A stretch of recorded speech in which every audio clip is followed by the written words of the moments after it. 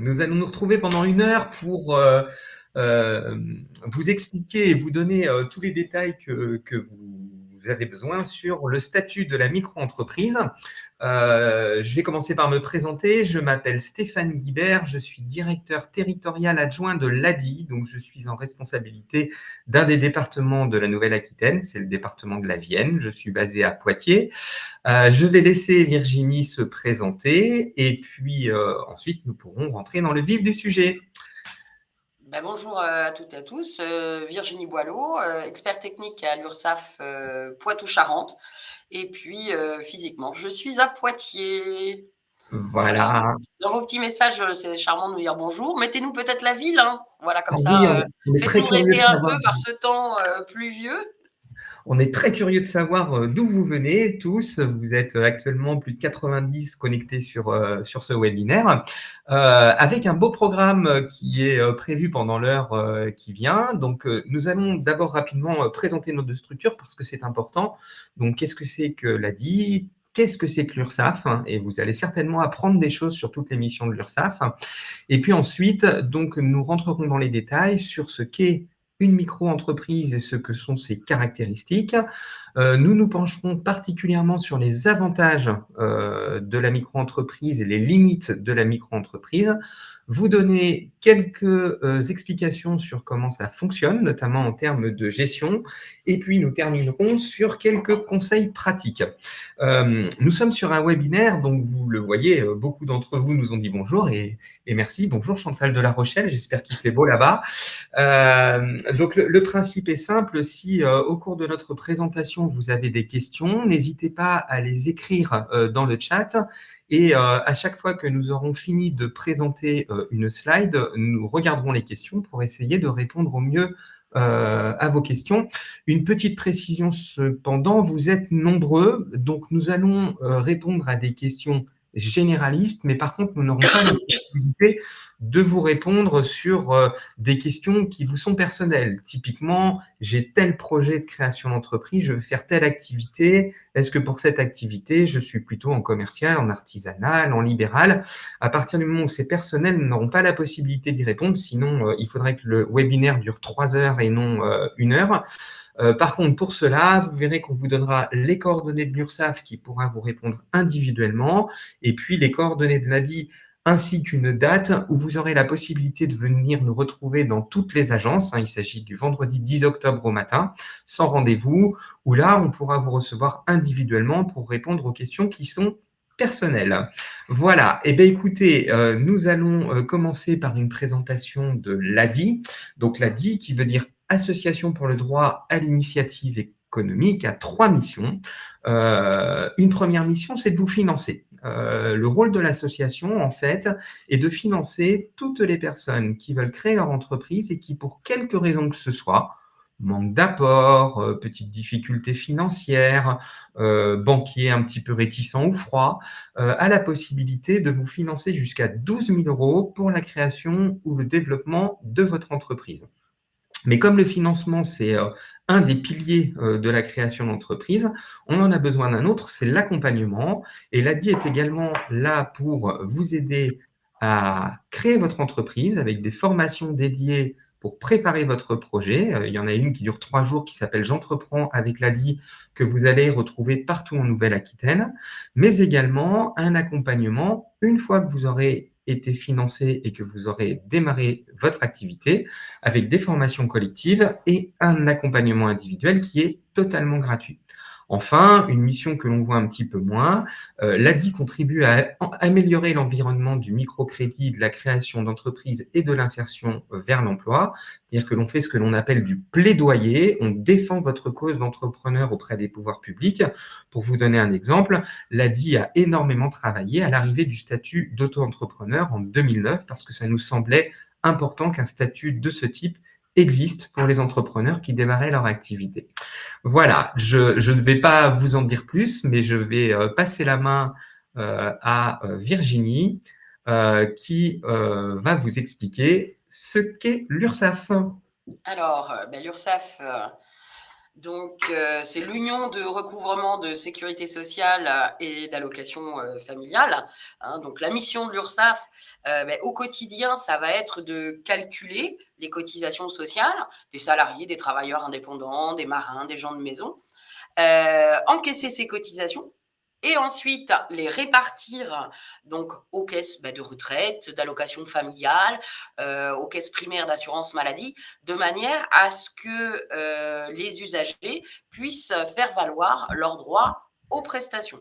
Donc l'URSSAF, pour faire simple, c'est la trésorerie de notre modèle social, hein, de notre protection sociale à chacun.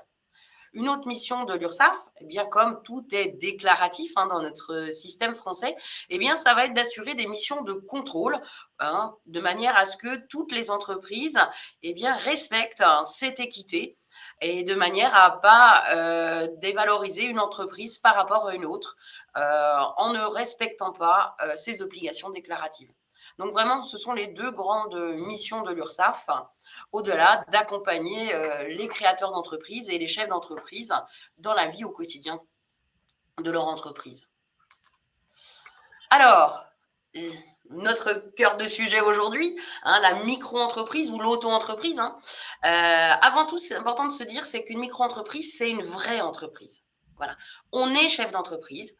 Alors certes, effectivement, certaines obligations, vous allez voir, sont peut-être un petit peu plus légères que si on est au réel ou si on a une société, mais effectivement, c'est une entreprise.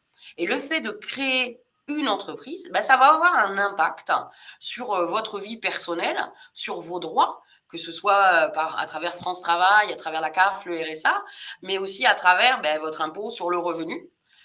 Donc vraiment, on est dans le cadre d'une entreprise. Vraiment, il faut vraiment se le dire, c'est très important. Et puis important aussi, c'est que ce régime-là est ouvert donc aux étudiants, aux salariés, aux retraités, aux demandeurs d'emploi, aux fonctionnaires sous certaines conditions. Voilà, donc vous pouvez exercer toutes les activités, ou presque, sous ce régime. Certaines activités, ce qu'on appelle les activités réglementées qui appartiennent à un ordre, ne font pas partie du dispositif de l'auto-entreprise. Ça va être le cas des infirmiers, des avocats, des notaires, des experts comptables. Donc, ces activités-là sont interdites en micro-entreprise. Ça va exclure aussi toutes les activités qui sont liées à l'artistique, tout ce qui génère des droits d'auteur, tout ce qui va donc dépendre de la Maison des artistes, de la GESA. Des activités agricoles qui sont rattachées directement à la mutualité sociale agricole, où là, effectivement, le système de l'auto-entreprise n'existe pas sous ces formes-là. Et puis, les activités qui sont liées à la TVA immobilière, donc qui vont être exclues, c'est-à-dire toutes les activités d'agents immobiliers, de lotisseurs, de marchands de biens. Là, il faudra trouver un autre costume pour votre activité. Donc, ça laisse quand même un champ très libre en termes d'activité à créer sous le régime de la micro-entreprise. Oui, une énorme majorité des métiers. Ah, Virginie, on va revenir sur le précédent. Bien sûr. Une majorité des activités sont éligibles à la micro-entreprise, c'est surtout ce qu'il faut retenir. Et puis une petite précision, quand on dit que le régime est accessible aux étudiants, salariés, retraités, fonctionnaires sous certaines conditions, cela veut dire que vous avez la possibilité d'ouvrir une micro-entreprise en tant qu'activité principale, mais vous avez également la possibilité d'ouvrir une micro-entreprise en complément d'une activité salariée ou de poursuivre vos études en tant qu'étudiant ou en tant que retraité, de toujours bénéficier de vos droits à retraite et avoir cette activité complémentaire. On peut donc cumuler l'activité de micro-entreprise avec une activité d'une autre nature. Voilà. Écoutez, si vous n'avez pas de questions, je vais laisser Virginie continuer. Alors, quels vont être vos interlocuteurs une fois que vous avez créé votre micro-entreprise? Donc, l'URSSAF, on l'a vu, c'est l'organisme qui va collecter les cotisations sociales à travers notre site auto-entrepreneur.ursaf.fr ou notre application auto-entrepreneur URSSAF. Pour tout ce qui va être de votre protection santé, c'est la caisse primaire d'assurance maladie, la CPAM, qui va se charger des prises en charge de vos prestations santé à travers le site que vous connaissez déjà, amélie.fr. En ce qui concerne votre retraite, si vous êtes artisan, commerçant, profession libérale non réglementée, eh bien, ça va être la CARSAT, qui va s'occuper de collecter vos droits retraite et de les comptabiliser à travers le site que vous connaissez peut-être, qui s'appelle l'assurance retraite, ou l'appli qui s'appelle Mon Espace Retraite. Et si vous êtes profession libérale réglementée, eh bien, ce sera donc la CIPAV, la Caisse interprofessionnelle d'assurance vieillesse. Donc, ça concerne une douzaine d'activités, telles que les architectes, les psychologues, les guides conférenciers. Donc, vraiment les activités réglementées, qui va se charger d'enregistrer vos trimestres et vos points de retraite complémentaires. Voilà. Donc, Virginie, justement, j'ai deux questions là des questions qui commencent à arriver de Damien, d'Amélie, de Gaël. Je vais essayer de les condenser. La première, c'est est-ce qu'on peut avoir une micro-entreprise et une SARL en même temps? Et puis des questions qui ressemblent. Peut-on avoir plusieurs activités distinctes sous une même micro-entreprise? Voilà. Ou alors, est-ce qu'on peut créer deux micro-entreprises pour cumuler des activités? Alors, quand nous avons déjà le statut de travailleur indépendant, donc quand on est gérant majoritaire de SARL, on ne peut pas cumuler avec le statut auto-entrepreneur. Voilà. Donc, les cotisations, elles seront alors calculées sur les rémunérations prises au sein de la SARL, plus une partie du chiffre d'affaires que vous faites avec votre entreprise, votre micro-entreprise. Voilà. Par exemple, si vous êtes directeur général de SASU, là, vous avez le statut d'assimilé salarié. Donc, vous pouvez totalement, dans ce cas-là, avoir une micro-entreprise en parallèle. En ce qui concerne plusieurs activités, eh bien, on peut avoir plusieurs activités au sein d'une micro-entreprise. On n'a pas l'obligation d'avoir plusieurs micro-entreprises. Ce n'est pas possible. On peut avoir plusieurs établissements. Par exemple, si j'ai un salon de coiffure à Poitiers et un autre salon de coiffure à Niort, par exemple. Voilà. Donc là, j'aurais bien deux établissements, mais j'aurais une seule entité, une seule micro-entreprise. Et vous pouvez effectivement déclarer plusieurs activités au moment de l'immatriculation. On va simplement vous demander, parmi toutes ces activités, quelle est l'activité principale? Ça, c'est le questionnaire, en fait, pour faire l'immatriculation. Je vois des questions qui sont posées sur comment je déclare. Nous allons y répondre au fur et à mesure de la présentation. Par contre, j'ai une question qu'il est peut-être important d'aborder maintenant, puisque Virginie, tu viens de parler de la retraite, c'est comment sont calculés les trimestres si on est déjà salarié, les trimestres pour la retraite. Est-ce que ça se cumule?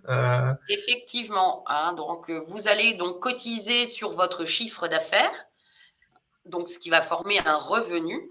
Et donc le revenu que vous allez générer via votre micro-entreprise viendra s'ajouter aux salaires sur lesquels vous cotisez déjà en tant que salarié, et ce, dans la limite d'un plafond de sécurité sociale, donc aux alentours de 46 300 €. D'accord. Et est-ce que les cotisations aux caisses de retraite vont modifier le droit à la retraite pour les personnes qui sont déjà retraitées? Est-ce que ça a un impact? Oui, effectivement, depuis la dernière réforme des retraites, même si vous êtes retraité, vous continuez à accumuler de nouveaux droits, et lorsque vous aurez cessé l'activité, eh bien, il faudra vous rapprocher de la CARSAT de manière à faire recalculer votre pension de retraite. Voilà, j'espère, Marie-Thérèse, qu'on répond au mieux à votre question. Et Virginie, je vais te laisser poursuivre.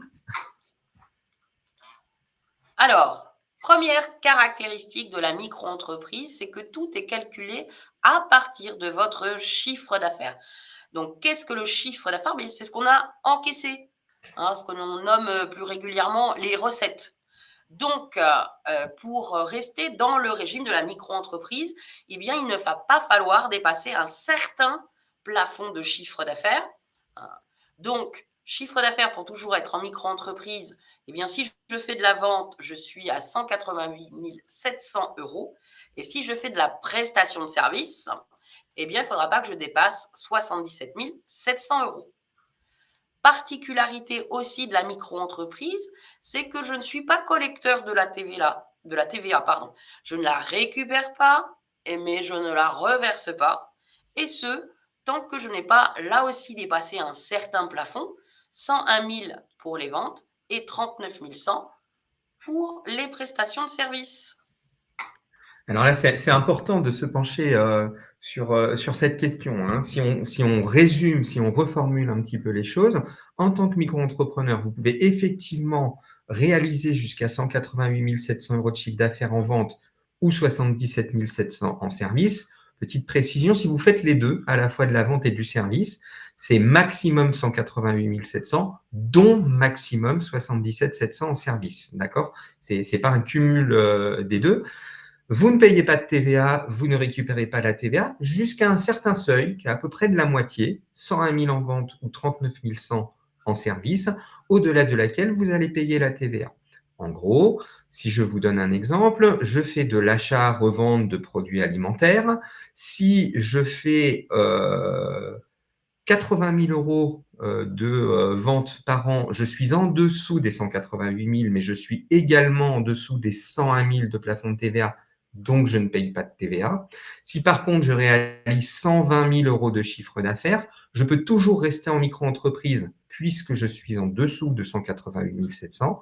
Mais par contre, comme je suis au-dessus du seuil de TVA de 101 000 €, eh bien, tout ce qui va dépasser les 101 000 € sera soumis à TVA, je devrais payer de la TVA et je pourrais également récupérer la TVA sur mes propres factures. Voilà. C'est important de bien comprendre ce mécanisme parce que c'est un mécanisme à double palier, en fait, hein.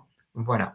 Alors, une petite question, évidemment, c'est si on dépasse ces seuils, est-ce qu'il est toujours intéressant de rester en micro?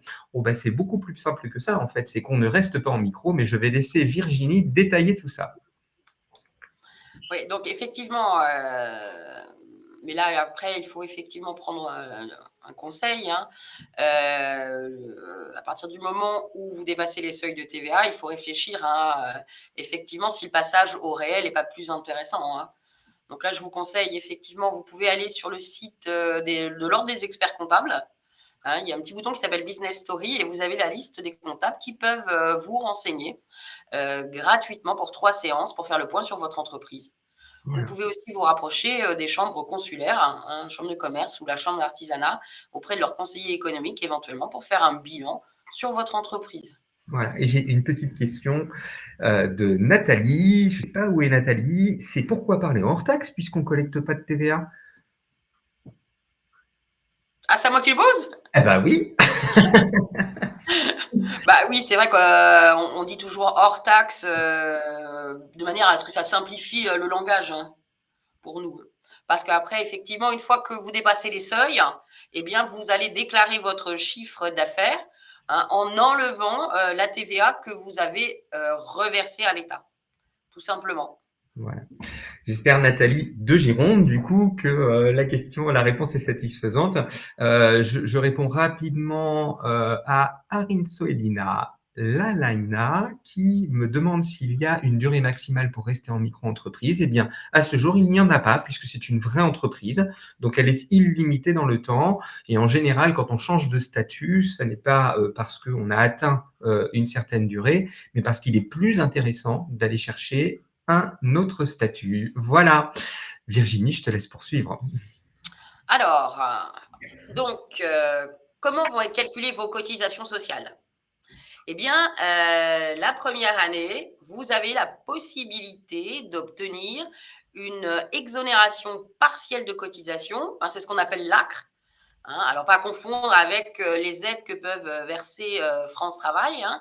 Donc là, c'est bien ACRE. Donc, la demande, elle doit être faite en même temps que la création d'entreprise, hein, directement sur nos sites. Hein. Donc, vous allez sur le site auto-entrepreneur.ursaf.fr. Vous avez au milieu de la page une fiche pratique hein, qui s'appelle « Demander l'ACRE ». Vous cliquez, vous avez les conditions, hein, puisque pour demander l'ACRE, eh bien, il faut remplir une condition.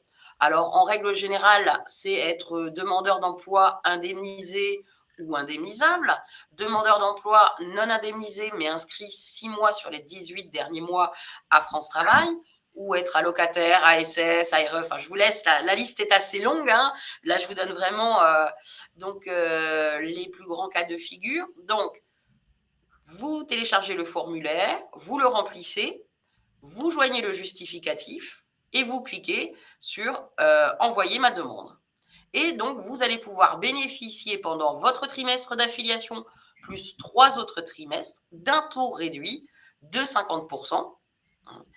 Et puis, donc, au bout de ces 3 trimestres d'affiliation, eh bien, vous allez avoir un taux normal, donc qui va varier en fonction de votre activité. Donc, vous avez les pourcentages sous les yeux. Donc, si vous faites de la vente, eh bien, le taux de cotisation est à 12,3. Si vous faites de la prestation de services artisanal, le taux à terme sera à 21,2. Si vous faites de la prestation de services en BNC à compter du 1er juillet de cette année, le taux est à 23,1. Il va évoluer pendant les 3 prochaines années pour arriver à un taux de 26,1 au 1er janvier de l'année 2026. Cette augmentation est liée au fait que précédemment, les chefs d'entreprise en micro-entreprise qui avaient des prestations MBNC ne cotisaient pas à la retraite complémentaire. Donc, avaient une protection sociale moindre que les autres chefs d'entreprise. Donc, il a été décidé d'augmenter les taux de cotisation pour ouvrir des droits supplémentaires en retraite. Voilà. Yeah. Et puis, si vous êtes profession libérale réglementée, depuis le 1er janvier, le taux de cotisation est de 23,2. Là aussi, donc cette augmentation est liée à la prise en charge de la retraite complémentaire pour les professions libérales par la CIPAV. Voilà, alors on a plein de questions. D'abord, les cotisations sont-elles basées sur les déclarations de chiffre d'affaires? La réponse est oui. Tous les mois ou tous les 3 mois, c'est vous qui le décidez au moment de l'inscription. Vous allez faire votre déclaration de chiffre d'affaires et ça va automatiquement calculer vos cotisations sur la base des taux que vous trouvez ici. On a des questions sur l'ACRE. Alors, deux questions assez classiques mais importantes. La première, c'est si on a déjà eu une micro-entreprise, est-ce qu'on peut redemander l'ACRE en créant une nouvelle micro-entreprise? Et puis, la deuxième question, c'est si nous n'avons pas demandé l'ACRE au moment de la création, est-ce qu'on peut la demander après? Alors, donc, pour bénéficier de l'ACRE, donc il faut le faire normalement le plus rapidement possible, mais faites toujours votre demande d'ACRE. Elle sera étudiée par les services. Donc, il est toujours préférable de faire la demande d'ACRE. Une des conditions dont je ne vous ai pas parlé, mais effectivement, pour bénéficier de l'ACRE, il ne faut pas en avoir bénéficié dans les 3 années qui précèdent la nouvelle demande. Et il faut bien créer une nouvelle entreprise, une nouvelle activité. J'espère avoir été clair. Mais dans tous les cas de figure, demandez l'ACRE. Voilà, c'est important. Voilà. Très bien. Alors, Jean-Jacques, oui, qu'est-ce que BNC? Virginie, elle a parlé jargon, là. Ce sont les bénéfices non commerciaux. Le BNC, c'est le bénéfice non commercial. Voilà. Par opposition au BIC. Donc, BIC, bénéfice industriel et commercial, c'est tout ce qui va toucher les activités artisanales, la coiffure, la plomberie, la pâtisserie, la couture. Et tout ce qui va être activité BNC, on sera tout ce qui va être agent commercial, toutes les activités de conseil, de formation,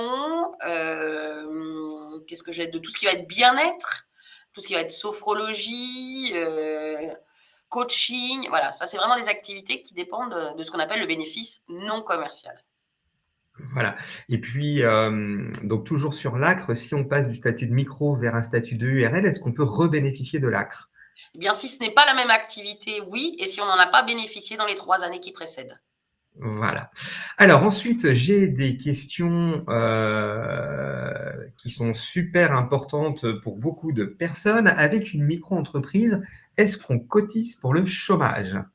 Eh bien non, les chefs d'entreprise ne cotisent pas pour le risque du chômage. Ce n'est pas compris dans les cotisations sociales. C'est effectivement, dans ce forfait social, vous allez avoir tout ce qui va être retraite, retraite de base, retraite complémentaire, invalidité, décès, allocation familiale, maladie, maternité, indemnité journalière. Vous avez une petite cotisation supplémentaire qui s'ajoute pour la formation professionnelle, qui va varier en fonction de votre activité. Mais là, il n'y a pas du tout de cotisation pour le chômage. Voilà, j'espère que la réponse est claire. Elle me le semble en tout cas. J'ai une question intéressante. N'est-il pas dommage de créer une micro-entreprise en décembre 2024? Quels sont les avantages que je perds par rapport à une création au 2 janvier 2025? J'imagine que cette question est par rapport à l'ACRE. Eh bien, effectivement, le trimestre d'affiliation. Donc, si vous commencez un 1er décembre, eh bien, votre exonération ACRE, elle ira du 1er décembre, 3 autres trimestres, jusqu'au 30 septembre 2025. Donc, vous allez perdre 2 mois d'exonération de charges sociales. Donc, pour bénéficier de l'ACRE au maximum, eh bien, il faut commencer le plus tôt dans le trimestre civil. Voilà. Mais en fonction des activités, il peut être intéressant quand même de commencer un 1er décembre pour bénéficier du rush des achats éventuellement de fin d'année, en fonction de l'activité effectivement que vous exercez. Voilà. Et une question de Béatrice qui est très pertinente, c'est est-ce que cette réduction de cotisation, en fait, c'est un report? C'est-à-dire, est-ce qu'il faut rattraper le solde les années suivantes?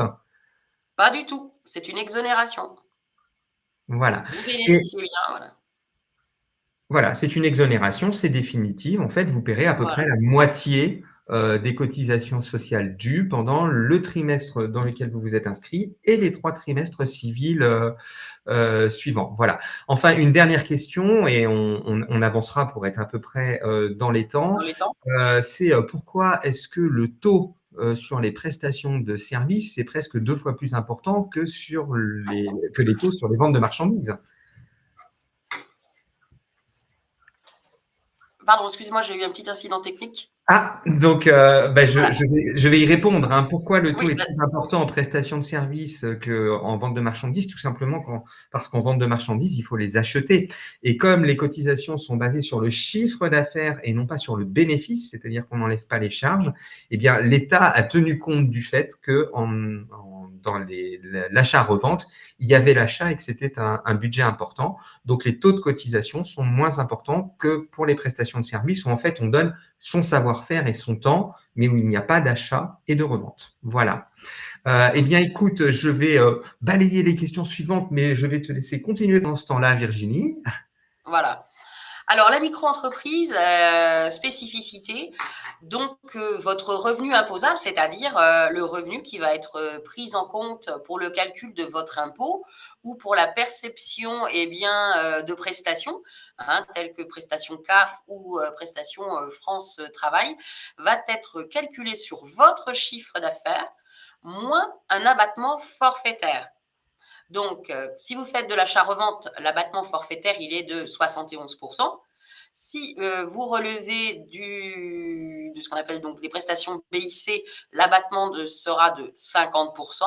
Et si vous êtes en prestation de service BNC, donc bénéfice non commercial, sera 34%. Donc concrètement, quand vous avez 1000 euros de chiffre d'affaires et que vous faites par exemple de la couture, eh bien, France Travail, la CAF, les impôts considèrent que vous avez 500 euros de revenus. Et c'est sur ce montant-là, hein, qu'il soit réel ou fictif, que vont être calculées les prestations ou votre impôt sur le revenu. Voilà. Donc, il faut, pour que votre micro-entreprise soit dite rentable, que vos charges, vos frais, ne soient pas supérieurs à cet abattement fiscal. Très important. On va essayer de donner un exemple peut-être pour illustrer. Je suis par exemple coiffeur en prestation de service. J'ai gagné 1000 euros. En réalité, j'ai payé mon loyer, j'ai voilà, de l'électricité et en réalité, j'ai dépensé 400 euros de charges pour payer ces 1000 euros. Donc en réalité, j'en ai gagné 600. Eh bien, pour le calcul, en fait, on va considérer que vous avez eu 50% de charge et donc vous avez eu 500 euros de charge, alors qu'en réalité, vous n'en avez eu que 400. Donc, c'est avantageux pour vous de bénéficier de ce régime. Si à l'inverse, vous avez toujours fait ces 1000 euros, mais que vous avez eu 700 euros de charge, parce que l'électricité était plus chère, vous avez un loyer plus important, vous n'avez en réalité gagné que 300 euros, mais l'État va considérer que vous en avez gagné 50%, donc 500. Donc, il faut faire attention. Il va y avoir une différence entre la méthode de calcul et la réalité. Parfois, c'est avantageux, parfois, ça ne l'est pas. Voilà. Je vais revenir quand même sur une question qui est posée par Fabien et qui me semble importante. C'est quand on cumule à la fois de l'achat-revente et à la fois de la prestation de service. Il donne un exemple très intéressant. Si je suis coiffeur, mais que je vends et que j'achète et que je vends des produits en même temps, est-ce que je dois déclarer une partie de mon chiffre d'affaires en achat-revente et bénéficier des 71% et de l'autre partie en prestation de service à 50%, ou est-ce que je mets tout ensemble dans un seul? Virginie, je te laisse Eh répondre. bien non, dans ces cas-là, vous avez totalement raison. Il va falloir faire un distinguo entre votre chiffre d'affaires que vous avez réalisé en vente et votre chiffre d'affaires que vous avez réalisé en prestation de service. Il faudra bien distinguer les deux chiffres d'affaires. À la fois, eh bien, quand vous allez faire votre déclaration de chiffre d'affaires auprès de l'URSSAF, mais aussi, on va le voir après dans votre livre de compte. Voilà. Important. Et une question de Seb qui dit: qu'en est-il des frais de déplacement engagés pour une prestation de service? C'est justement la particularité de la micro-entreprise, Et Virginie. oui.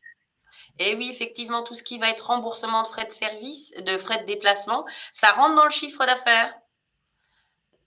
Là, du coup, peut-être que le costume de la micro-entreprise n'est pas forcément adapté à votre activité si vous avez beaucoup de frais de déplacement, dans la mesure où vous ne pouvez, enfin, ils font partie de vos charges, vous ne pouvez déduire que 50%. C'est les limites de la micro-entreprise. Donc, en fait, si vos frais de déplacement dépassent les 50% de ce que vous gagnez, le statut de la micro-entreprise n'est pas forcément adapté à votre situation. Il faut se poser la question avec un expert comptable de changer de statut. Si à l'inverse, les frais de déplacement ne représentent pas la moitié de votre chiffre d'affaires, ça reste intéressant de rester en micro-entreprise. Voilà.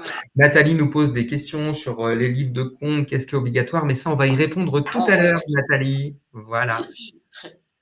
Important aussi, c'est que quand on est en micro-entreprise, on a la possibilité d'opter pour le versement libératoire de l'impôt, c'est-à-dire payer un pourcentage supplémentaire au titre de l'impôt sur le revenu. Alors, important de savoir, c'est que cet impôt, il est versé à titre définitif. Donc, si vous n'êtes pas imposable, les services fiscaux ne vous rembourseront pas les sommes que vous avez versées au titre du versement libératoire. Important aussi, c'est que pour pouvoir opter pour le versement libératoire, eh bien, chaque année, vous ne devez pas excéder, alors de mémoire, on doit être aux alentours de 27 278 €. Hein, mais je vous laisserai aller sur le site auto-entrepreneur.ursaf.fr pour le chiffre exact, parce que je ne l'ai pas en tête ce matin. Hein, mais voilà. Donc, il faut, par part sociale, avoir un revenu inférieur à 27 300 € pour opter pour le versement libératoire. Et Vous là, pouvez aller aussi sur, pardon, parce que je termine juste ma phrase, sur notre site mon-entreprise.fr, vous avez des simulateurs pour voir si c'est intéressant ou non pour vous, hein, d'opter pour le versement libératoire. Voilà, et du coup, on répond aux questions d'Amandine et de Gérard. Effectivement, entre payer 1% de son chiffre d'affaires ou payer les impôts sur le revenu sur les déclarations que vous avez fait en fin d'année, parfois c'est plus intéressant, parfois c'est moins intéressant. Donc, on ne peut pas donner de réponse claire par rapport à ça, mais vous avez ce simulateur qui va vous permettre de faire les calculs par rapport à ce que vous payez Votre propre habituellement comme situation. impôt. Exactement. Voilà. Hein. Mais important de savoir si effectivement vous n'êtes pas imposable ou si votre foyer fiscal n'est pas imposable, surtout n'optez pas pour le versement libératoire. Et on Voilà. l'a pas précisé tout à l'heure, mais important, dans le choix de la périodicité. On l'a évoqué tout à l'heure vite fait avec Stéphane, mais si vous avez des prestations France Travail ou CAF, optez plutôt pour la mensualisation, hein, puisque les organismes vont avoir besoin de savoir le plus rapidement possible votre chiffre d'affaires pour vous verser un complément. Oui. Alors, la CAF, c'est peut-être un peu moins important puisqu'on fait une déclaration tous les 3 mois. Néanmoins, par contre, si vous êtes demandeur d'emploi indemnisé, choisissez la déclaration mensuelle puisque en tant qu'auto-entrepreneur, vous allez continuer à percevoir l'ARE. Alors, la méthode de calcul est un petit peu différente, mais vous allez continuer à percevoir l'ARE. Et donc, tous les mois, vous allez devoir déclarer ce que vous avez gagné en tant que micro-entrepreneur. Et tous les mois, vous allez devoir le justifier. au même titre que quand vous avez des missions salariées, vous devez mettre vos fiches de salaire lorsque vous faites vos déclarations salariées. Quand on est micro-entrepreneur, le seul document qui justifie de ce qu'on a gagné, c'est le récépissé de déclaration que l'on a fait auprès de l'URSSAF. Donc, si vous avez opté pour une déclaration trimestrielle à l'URSSAF, vous n'aurez ce papier qu'une fois tous les 3 mois. Et donc, il y a 2 mois où vous ne pourrez pas justifier auprès de France Travail de vos revenus en tant que micro-entrepreneur, et ça risque de poser des blocages, ça peut poser des suspensions en fait de vos droits RE jusqu'à ce que vous fournissiez le justificatif trimestriel. Donc une règle, je suis demandeur d'emploi indemnisé, j'opte pour les déclarations mensuelles à l'URSSAF, ainsi j'ai un justificatif, un récépissé de déclaration tous les mois, et je peux donc répondre aux obligations de France Travail pour continuer à percevoir l'ARE. C'est super important de savoir ça. Beaucoup de personnes se sont retrouvées embêtées par rapport à ça.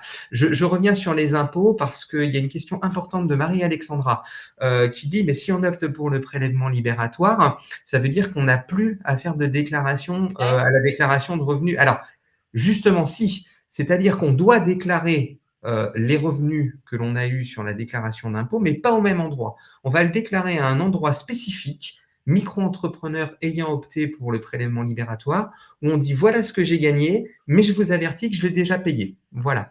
Donc ça ne veut pas dire qu'on est exonéré de remplir la déclaration de revenus au mois de mai. Hein. Alors, j'ai pas mal de questions, effectivement, sur le versement libératoire. Si j'ai opté ou si j'ai pas opté, donc si on est encore dans les 90 jours qui suivent la création d'entreprise, eh bien, via votre espace, vous avez la possibilité soit d'opter, soit de renoncer au versement libératoire. Sinon, il faudra attendre donc l'année prochaine pour pouvoir faire la demande, et ce, avant le 30 septembre.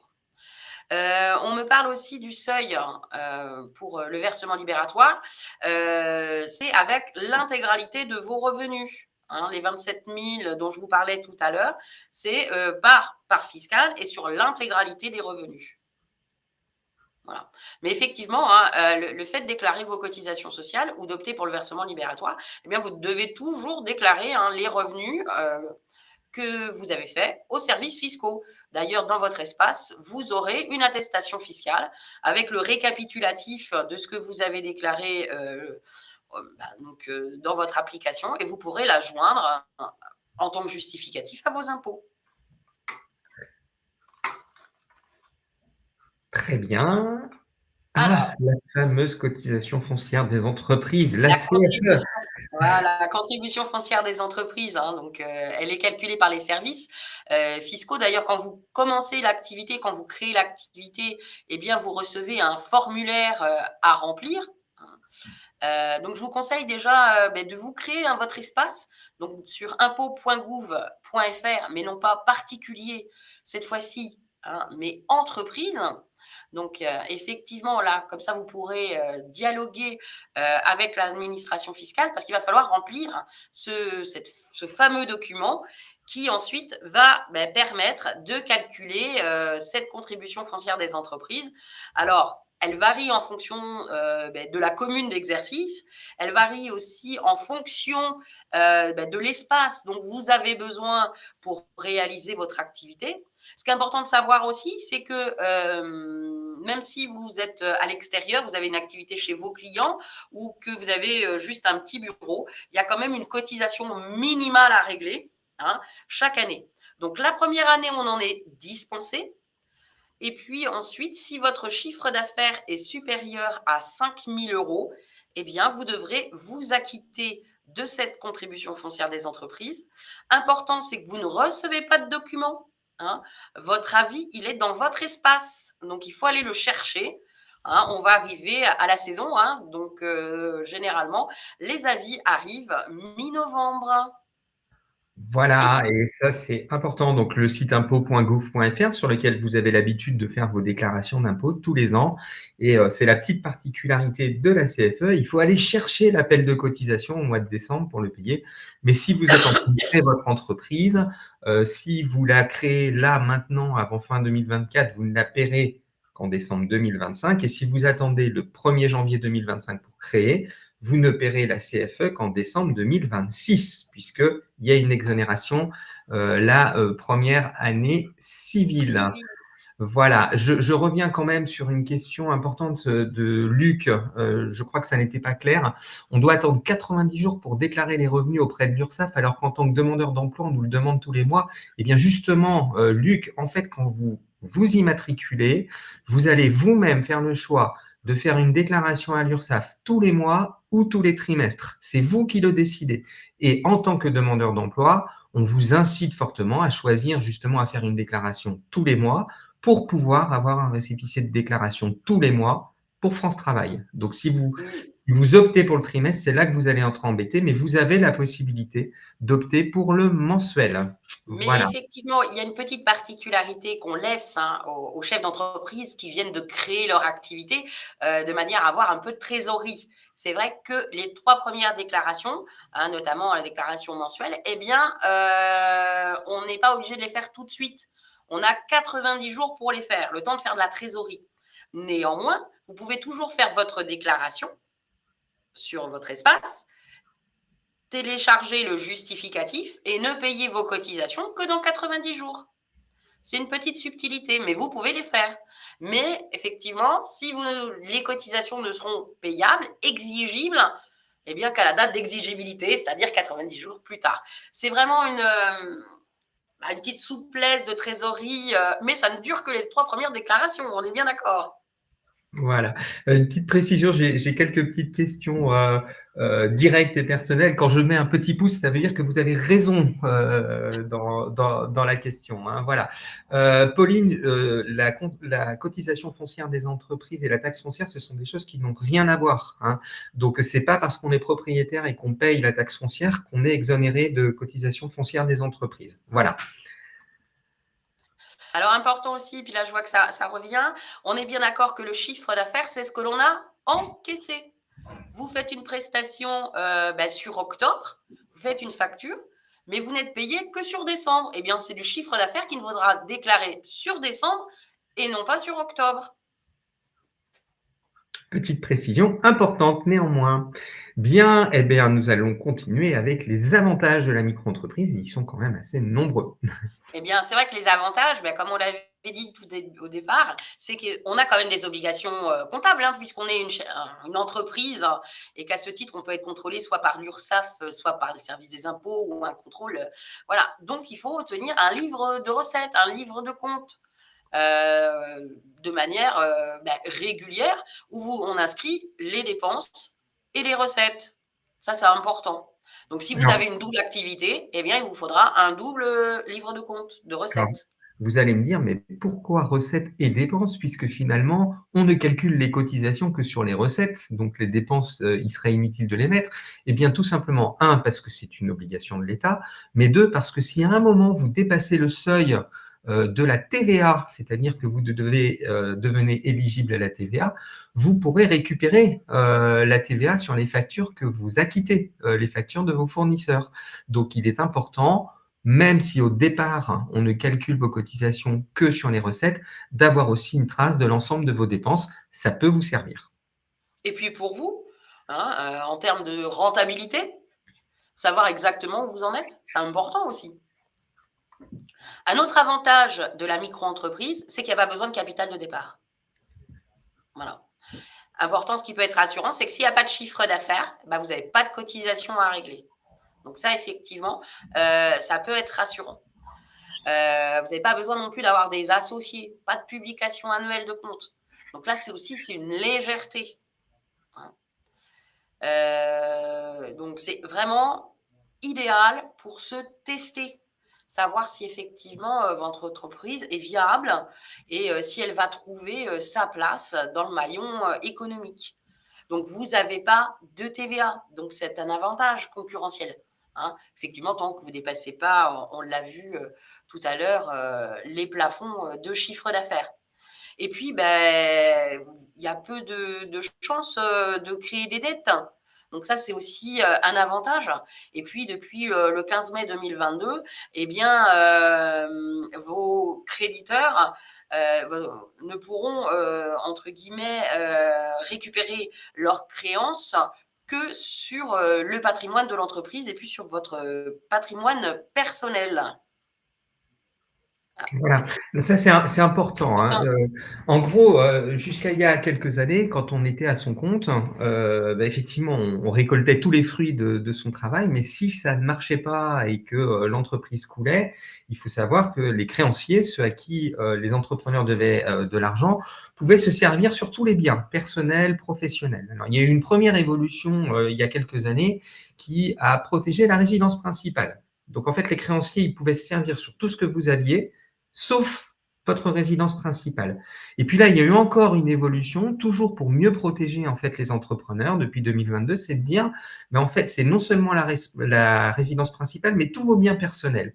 C'est-à-dire que les seules choses qu'ils pourraient récupérer si jamais vous couliez, ce sont les biens utiles à l'activité professionnelle, ce qui vous protège énormément si jamais ça ne marche pas. Donc, si on résume, si ça ne marche pas, vous êtes protégé sur vos biens personnels et vos résidences. Si vous ne faites que peu de chiffre d'affaires, vous ne payez que peu de cotisations. Si vous n'en faites pas, vous ne payez pas de cotisations du tout.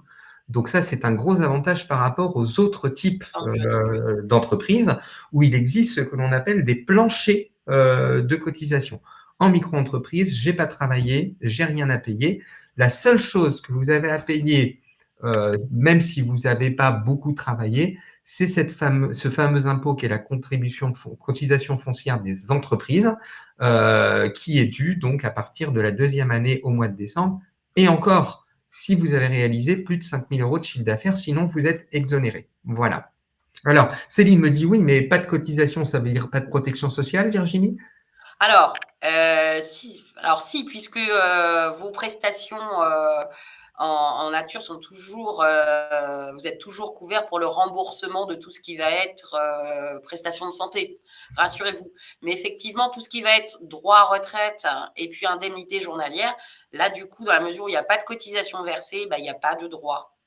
Voilà. Mais on va y revenir sur les indemnités, les indemnités journalières. Et puis, juste pour rassurer Gaël, si ma résidence principale accueille mon activité, passe-t-elle en bien saisi par les créanciers? Non. Clairement, la résidence principale est intégralement protégée.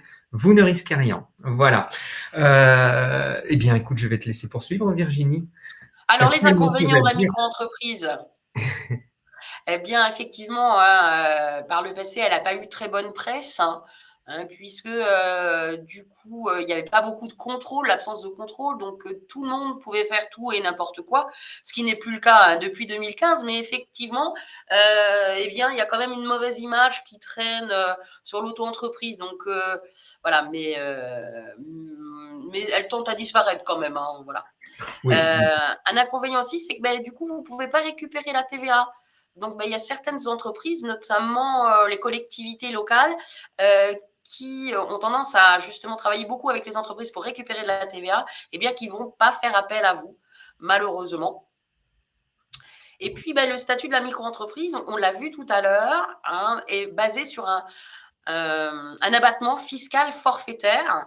Et du coup, pour certaines activités qui ont des charges fixes importantes, de l'investissement, de l'achat, de l'emprunt, eh bien, effectivement, ce choix de la micro-entreprise n'est pas du tout adapté. Et il vaut mieux glisser sur une activité au réel où là, vous allez pouvoir défalquer tout euro que vous avez eu en charge fixe. Et puis, on l'a vu, effectivement, du coup, comme il n'y a pas de cotisation minimale, si on n'a pas de chiffre d'affaires, eh bien, on a une protection sociale minimale qui est vraiment juste réduite à la protection santé. Donc, bien faire attention à ça. Je pense qu'on doit avoir pas mal de questions généralement sur la protection sociale. Oui, alors une première question sur l'exemple de la récupération de TVA auprès de la collectivité. Si ce n'est pas la collectivité, c'est en fait les autres entreprises. Imaginez, vous proposez une prestation de service et vous me proposez une prestation de service pour 200 €. Moi, je suis une entreprise, d'accord? Et en parallèle, il y a une entreprise qui, elle, est assujettie à la TVA et qui me propose, elle aussi, de faire la prestation de service pour 200 €. Comme vous n'êtes pas assujetti à la TVA, ça va me coûter 200 €. Si je passe par l'entreprise qui, elle, est assujettie à la TVA, je vais bien lui payer 200 €, mais je vais récupérer 20%. c'est-à-dire les 20% de TVA. Donc, au final, ça ne me coûtera que 180 euros. Donc, en fait, quand votre activité vise des particuliers qui n'ont rien à faire de la TVA, le fait d'être en micro-entreprise ne pose pas de problème. Par contre, si vos clients sont des entreprises qui peuvent récupérer la TVA, comme vous avez un statut qui ne permet pas de la récupérer, ils vont plutôt s'adresser à des entreprises qui leur permettent de récupérer la TVA. En gros, mes clients sont des particuliers, ça ne pose pas de problème. Mes clients sont des professionnels assujettis à la TVA, je leur enlève la possibilité de récupérer 20% de TVA. Donc, quand on a comme clientèle, une clientèle essentiellement professionnelle, il faut vraiment se poser la question de l'avantage d'être en micro-entreprise. J'espère être un petit peu plus clair par rapport à ça. Et nous avions une autre question sur la retraite. Quels sont les seuils de chiffre d'affaires à atteindre pour valider ce trimestre, Virginie? Alors, on va parler à l'inverse, on va parler de revenus. Hein, donc, Oui. chiffre d'affaires moins votre abattement fiscal.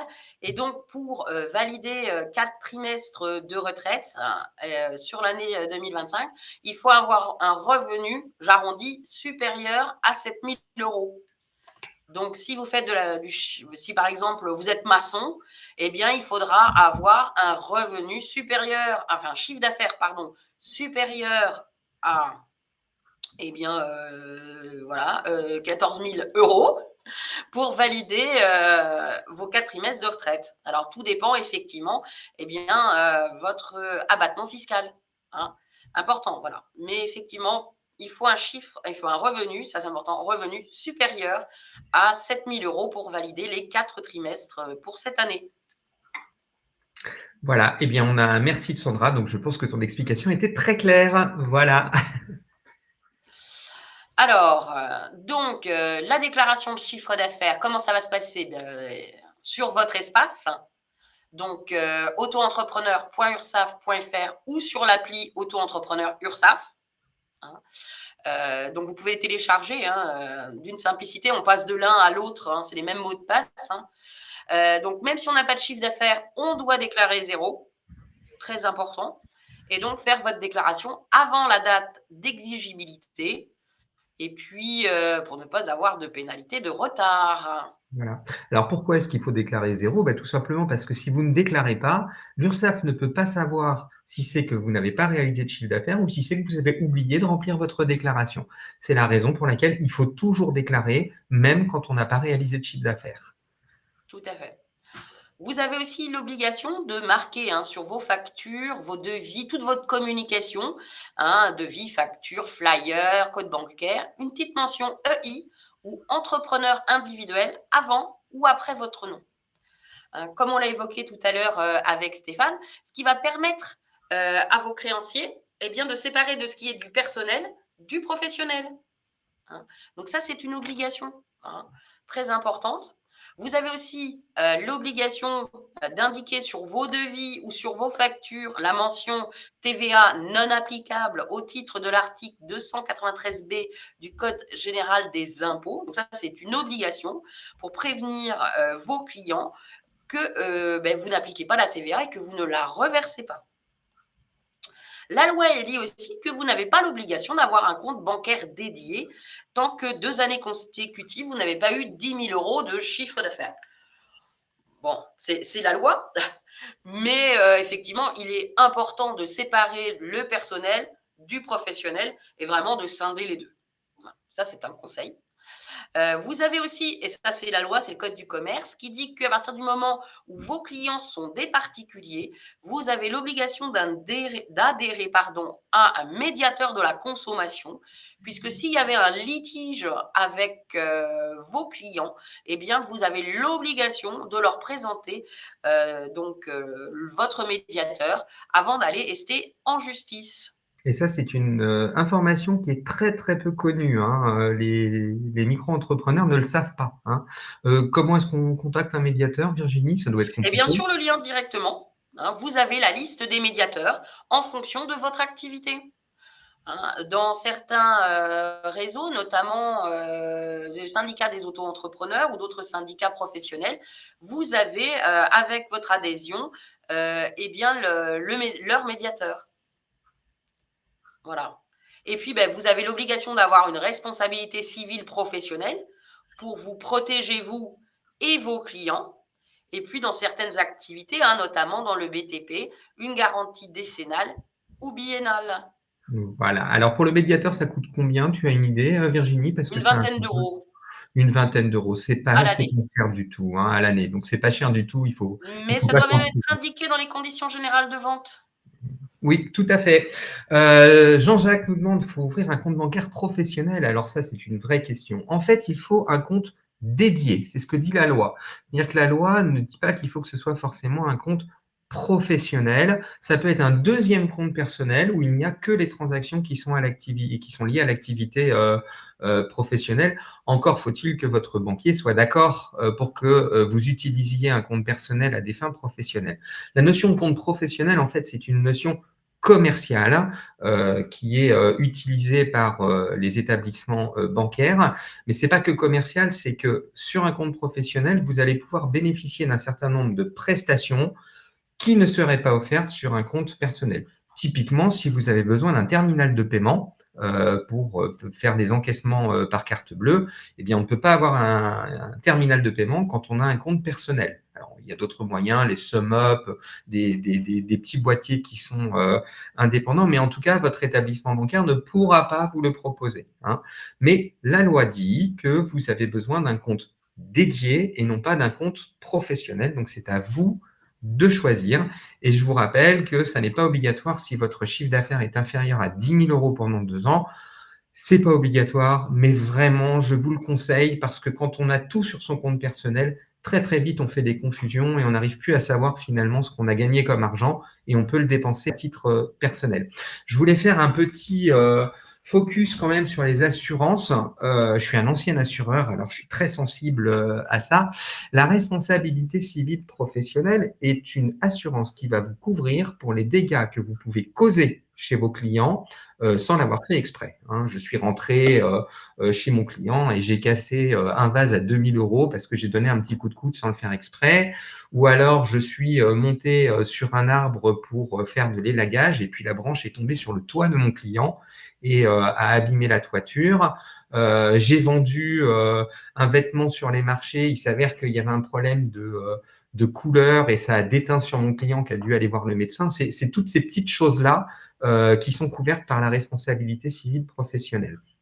La responsabilité civile professionnelle, elle n'est pas obligatoire dans toutes les professions, mais je vous recommande très vivement de souscrire à une assurance civile professionnelle parce que quand on démarre, il suffit qu'il y ait le moindre pépin et le coût engendrés par les dégâts que vous avez pu commettre, même bien involontairement, sont souvent suffisants pour vous faire mettre la clé sous la porte. Une assurance responsabilité civile professionnelle sur des professions classiques, à l'ADI par exemple, c'est à peu près 120 euros à l'année. Donc c'est un petit coût pour démarrer, mais c'est une grande protection. Voilà. La garantie décennale, c'est une garantie qui est pour effectivement les gens du bâtiment, hein, les plombiers, les menuisiers, les plaquistes, les maçons. Celle-ci, elle est clairement obligatoire. C'est-à-dire que si vous êtes dans cette profession et que vous n'avez pas pris une garantie décennale, si vous êtes contrôlé, vous risquez une amende extrêmement importante, hein. Je crois que c'est forfaitaire à 75 000 euros, c'est-à-dire bien plus que le coût d'une décennale. Ne plaisantez pas avec ça. Voilà. C'est pour vous protéger, vous. C'est pour vous protéger, vous, exactement, hein. Virginie, est-ce que tu as eu le temps de regarder les questions pendant que j'étais Oui, trop j'ai mis des bavard? petits pouces. J'ai mis des petits pouces. Est-ce que je suis en freelance, en informatique? Est-ce que je dois avoir une ERC? Ben, imaginez, vous introduisez un virus dans le système informatique de votre client. Et ça peut être des millions d'euros de dégâts. Donc oui, bien sûr qu'il faut une responsabilité civile, c'est indispensable, surtout dans les métiers de l'informatique. Voilà. Voilà. Ah, Syl, mais oui, la question qu'on ne s'était pas posée, c'est quoi la différence entre auto-entrepreneur et micro-entrepreneur? Eh bien, c'est la même chose. C'est de la Syl. sémantique. C'est de la sémantique. En gros, quand c'est arrivé le 1er janvier 2009, on a appelé ça auto-entrepreneur. Et puis en 2012-2013, c'est devenu micro-entrepreneur. Mais le terme d'auto-entrepreneur, il est toujours un petit peu là, donc on utilise indifféremment les deux. On parle bien de la même chose. Alors, avançons un petit peu parce que qu'est-ce qu'on est bavard tous les deux, on le sait bien. Ah là là, Virginie, on ne se refera pas. On va déborder. Donc, important, la suite, on l'a vu, donc c'est d'avoir un livre de recettes, hein, voilà, de manière en ligne ou papier, mais effectivement, hein, pour retracer les recettes et les dépenses. La conservation de ces pièces, c'est pendant 10 ans. Hein, donc ça, c'est important aussi de se le dire.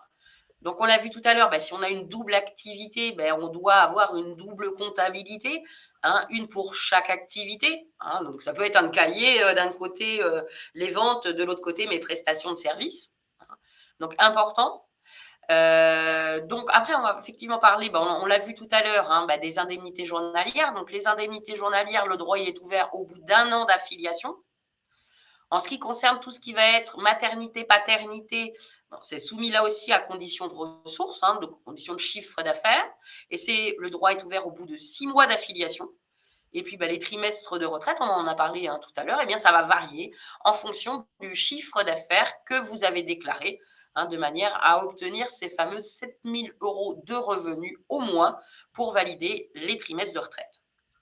Et puis, toutes les procédures, hein, immatriculation, modification et radiation, se font maintenant en ligne, hein, sur le guichet de l'INPI. Alors, j'ai peut-être quelques petites questions là, notamment sur la mutuelle. On a parlé de la santé, mais pas de mutuelle. Eh bien non, la mutuelle, contrairement à votre ancien statut de salarié, alors soit vous avez encore la portabilité parce que la mutuelle auquel votre employeur avait souscrit, continue à vous protéger encore quelques mois en tant que demandeur d'emploi et créateur d'entreprise, ou après, il va falloir que vous optiez pour une mutuelle. Voilà. Peut-on déclarer des frais de repas? Non. Non, effectivement, hein, c'est une charge.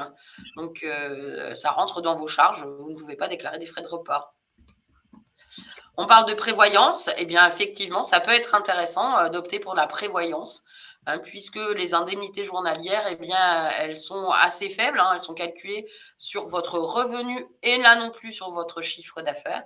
Donc, vous avez tout intérêt à vous protéger avec un contrat de prévoyance. Mais ça, je pense que Stéphane peut vous en dire un petit peu plus que moi. C'est une ancienne casquette.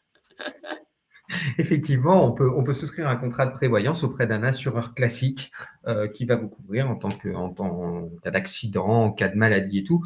Ce sont des contrats qui sont quand même relativement onéreux. Hein, il faut le reconnaître.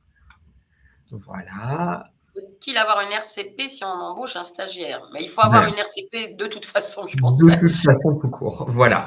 Et d'autant plus. Mais d'autant plus, effectivement, voilà. Si vous accueillez du public ou si effectivement vous avez un stagiaire dans vos locaux. Alors, donc effectivement, tout se fait en ligne. Hein.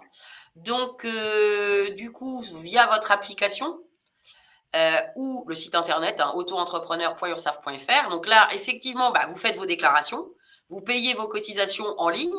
Donc, deux modes de paiement, on n'en a pas parlé tout à l'heure, soit par carte bleue, donc carte bleue paiement sécurisé, soit par télépaiement. Donc, si vous optez pour le télépaiement, vos cotisations, elles seront virées, elles seront prélevées de votre compte à la date d'exigibilité. Donc là, effectivement, c'est un petit décalage. Vous avez télécharger des attestations. On l'a vu, l'attestation fiscale pour vos impôts, mais éventuellement des attestations de vigilance si vous faites de la sous-traitance.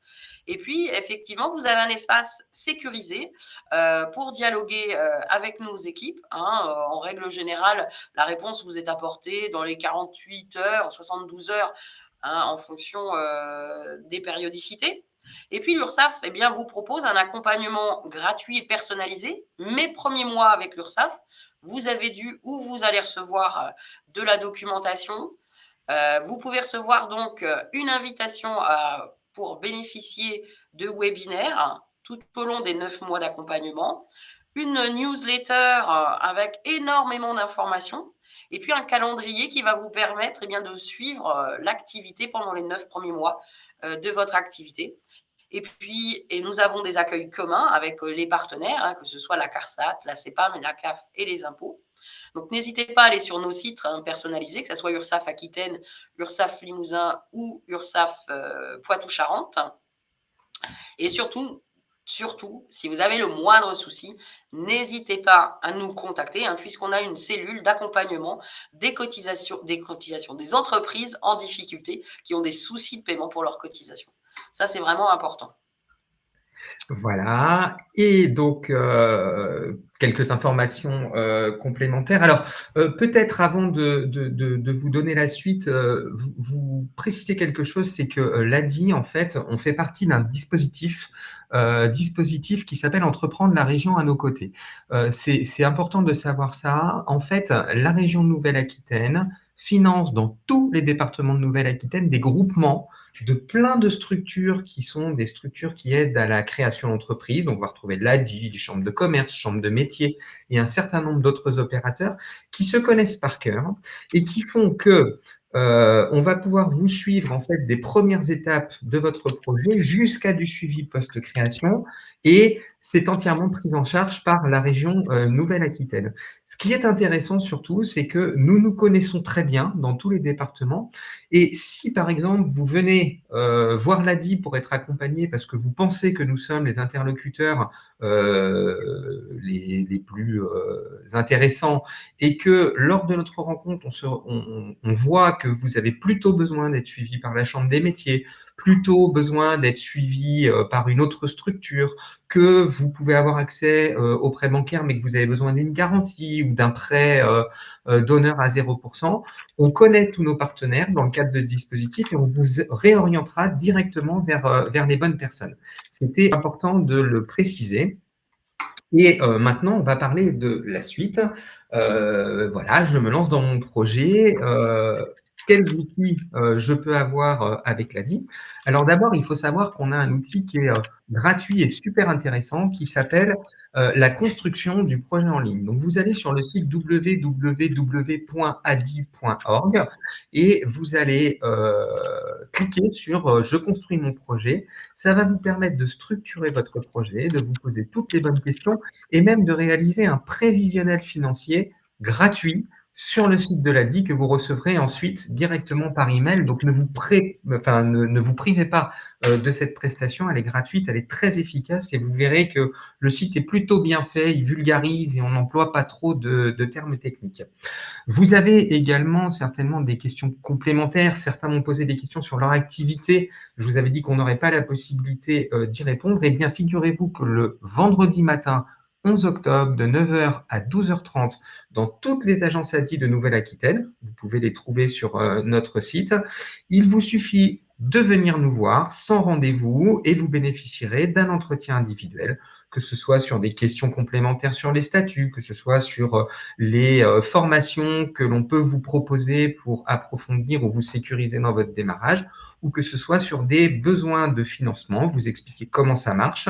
On sera là, toutes les équipes de Nouvelle-Aquitaine, pour répondre à vos questions et vous n'avez pas besoin de prendre rendez-vous.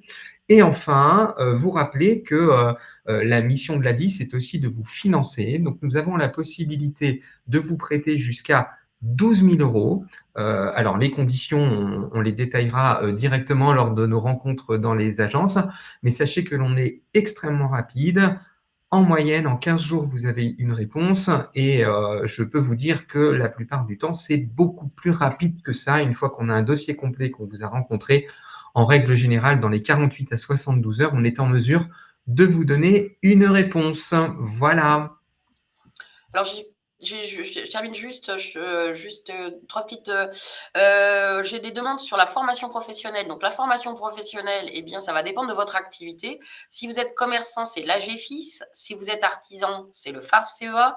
Et si vous êtes profession libérale réglementée ou non, c'est le FIFPL. Donc, je vous conseille d'aller sur leur site pour connaître les conditions de prise en charge de formation.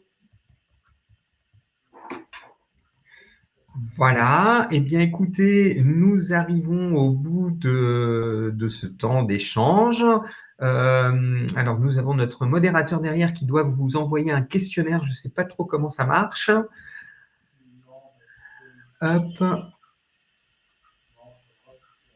Voilà, donc voilà, vous avez un petit questionnaire et on va vous demander de répondre aux questions. C'est important pour nous améliorer, puisque nous faisons régulièrement ce webinaire. Donc, n'hésitez pas à y répondre et ça nous permet d'avancer et de faire toujours mieux les fois suivantes. J'espère que ça vous a plu. On a pris avec Virginie beaucoup de plaisir à passer ce temps avec vous.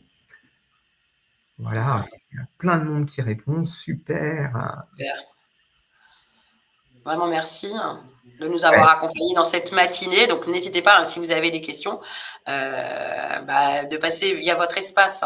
Voilà, vous aurez une Voilà. réponse pertinente. Et puis on se retrouve. Rappelle-nous la date, c'est important. Oula. On se retrouve quand? Les portes ouvertes, c'est? Ah, c'est le vendredi 11 octobre, toute la Vendredi matinée. 11 octobre, voilà. On se Mais retrouve tous là-bas. il y aura certainement un café en plus qui sera offert. On pourra discuter tranquillement et vous aurez certainement des réponses à beaucoup de vos questions. Donc, n'hésitez pas surtout, c'est fait pour ça, ces journées portes ouvertes. Voilà. Et puis, effectivement, vous pouvez nous retrouver, nous, dans nos agences, puisqu'il y a une agence URSAF dans chaque département. Donc, vous allez sur notre site, les horaires sont variables, avec ou sans rendez-vous. Surtout pas hésiter à venir nous rencontrer et puis à bénéficier de l'offre Mes premiers mois avec l'URSSAF. On n'a presque pas débordé, Stéphane. Je trouve qu'on a été presque pas bavard. On fait de mieux en mieux, Virginie. En tout cas, on vous souhaite une bonne journée. On espère vous voir très bientôt. Le parcours entrepreneurial, c'est une belle aventure, celle qui vous attend. Et on est là pour vous accompagner. Donc, n'hésitez pas à faire appel à nos services. Voilà. Bonne journée à tous. Au revoir. Au revoir.